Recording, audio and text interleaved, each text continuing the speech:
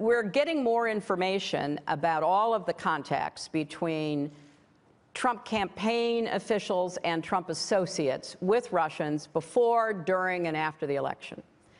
So I hope that we'll get enough information to be able to answer that question. But you're leaning Trump. Yes. Okay. All right. Yes, I'm leaning Trump. I think it's pretty hard not to. I think that the marriage of the domestic fake news operations, the domestic RNC, Republican allied data, combined with the very effective capabilities that the Russians brought, basically. The group running this was the GRU, which is the military intelligence arm of the Russian military, and they have a very sophisticated cyber operation in bed with WikiLeaks, in bed with Guccifer, in bed with DC Leaks. And, DC Leaks and Guccifer, which were dropping a lot of this stuff on me, they haven't done anything since early January. So, I mean, their job was done. They got their job done. So we're going to, I hope, be able to connect up a lot of the dots. And it's really important because, when Comey did testify before being fired this last couple of weeks, he was asked, are the Russians still involved? And he goes, yes, they are. Look, why wouldn't they be? It worked for them. And it is important that Americans, and particularly people in tech and business, understand, Putin wants to bring us down, and he is an old KGB agent. I had obviously run-ins with him because that in large measure prompted his animus toward me and his desire to help Trump.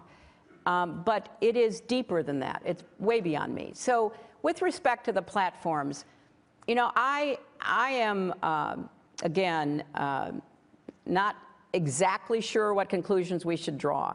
But here's what I believe. I believe that what was happening to me was unprecedented, and we were scrambling.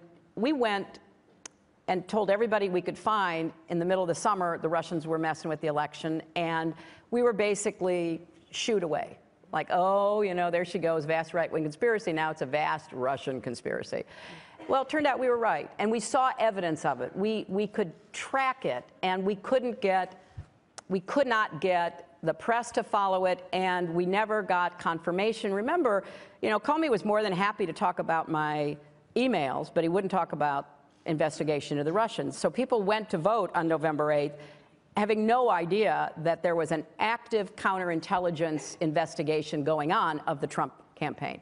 So if I put myself in the position of running a platform like Facebook, first of all, they've got to get back to trying to curate it more effectively, put me out of the equation. They've got to help prevent fake news from creating a new reality that does influence how people, think of themselves, see the world, the decisions that they make.